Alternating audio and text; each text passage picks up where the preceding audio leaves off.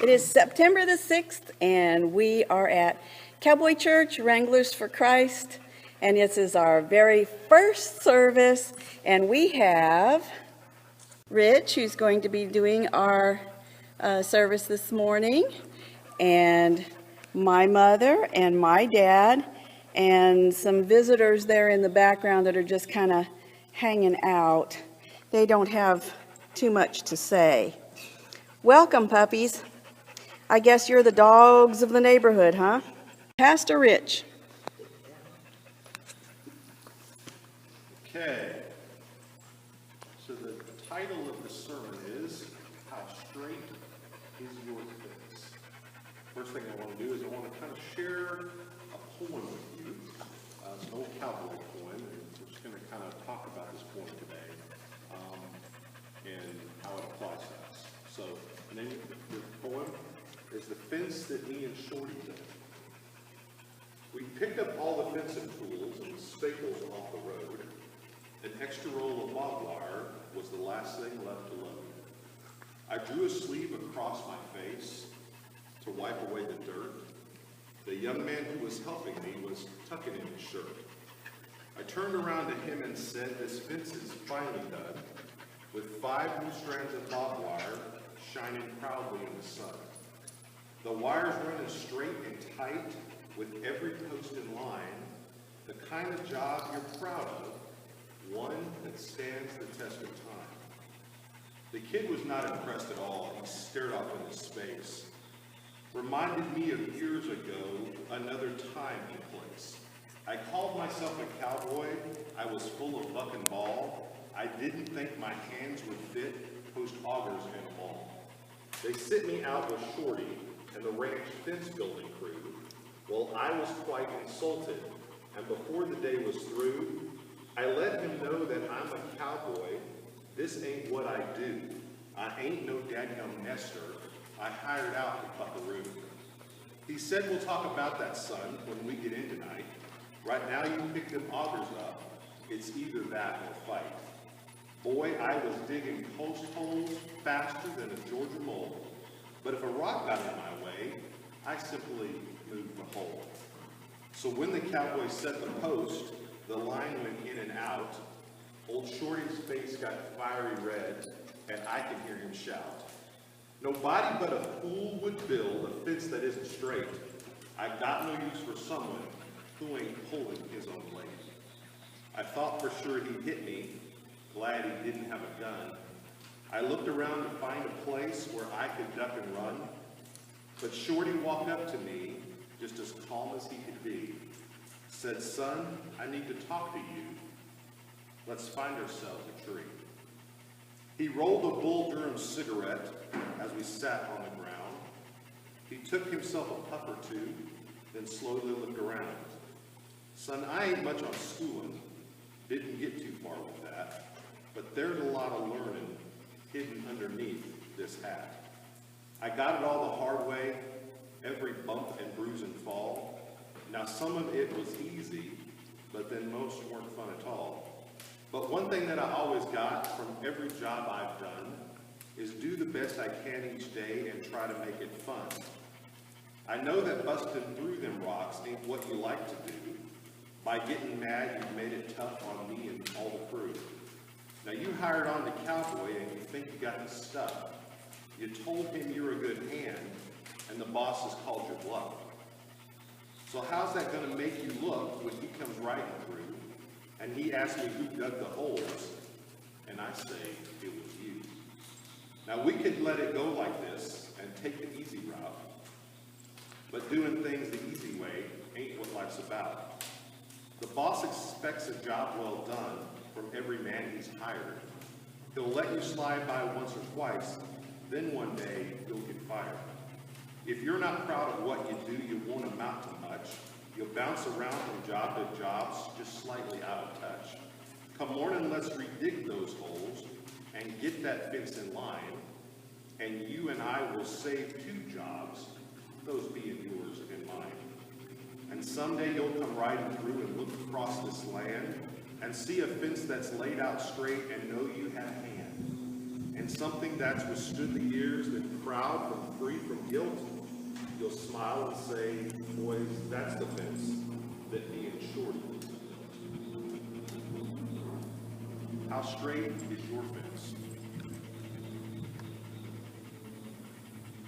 Got 3 questions for you today. They kind of bear out in the poem. The first one is, are you humble?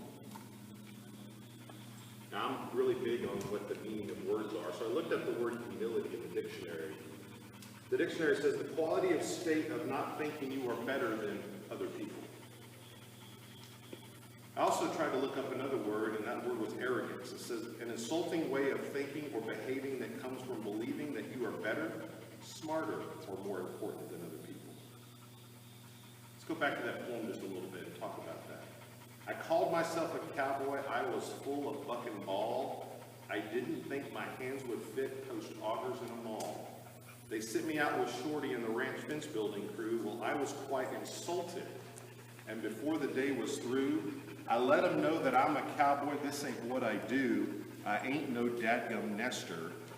I hired out to buckaroo. We look at Proverbs 18:12. Pride first, then the crash. But humility is the precursor to honor.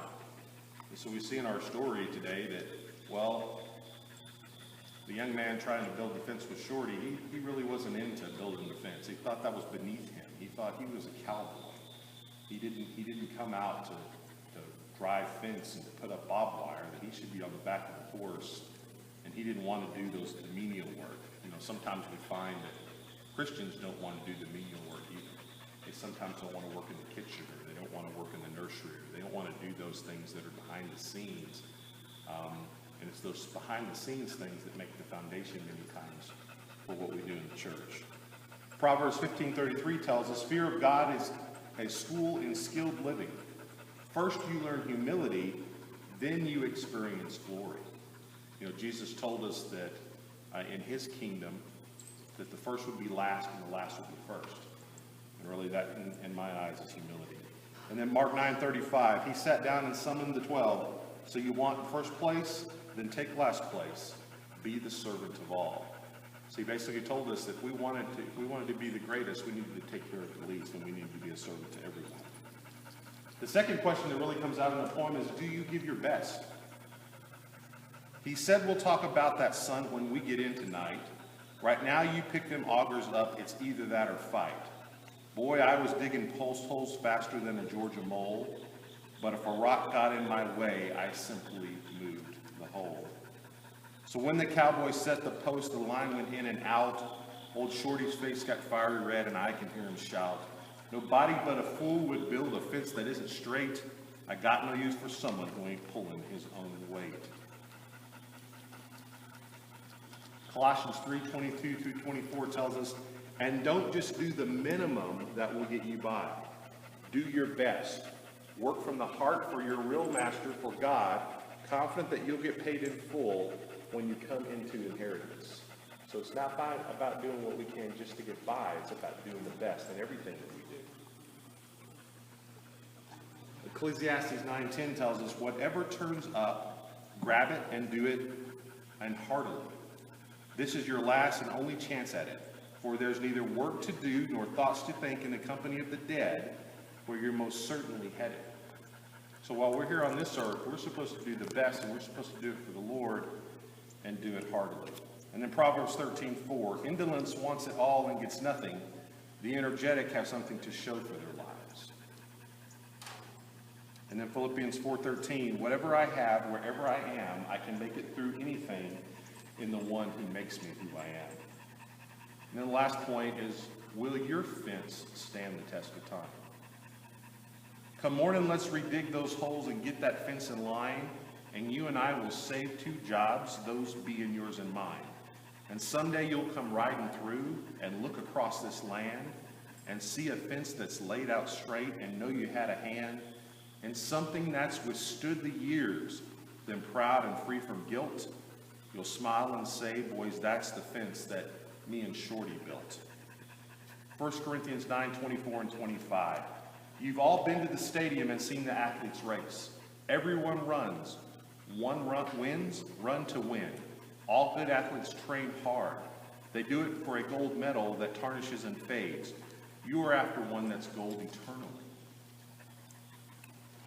And 1 Corinthians 3:12 through 15, take particular care in picking out your building materials. Eventually there is going to be an inspection. If you use cheap or inferior materials, you'll be found out. The inspection will be thorough and rigorous. You won't get by with a thing. If your work passes inspection, fine. If it doesn't, your part of the building will be torn out and started over. But you won't be torn out. You'll survive, but just barely.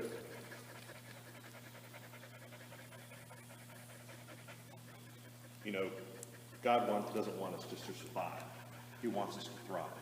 He wants us to do our best, but he wants us to be humble in doing it. Remember, he said that the last would be first and the first would be last.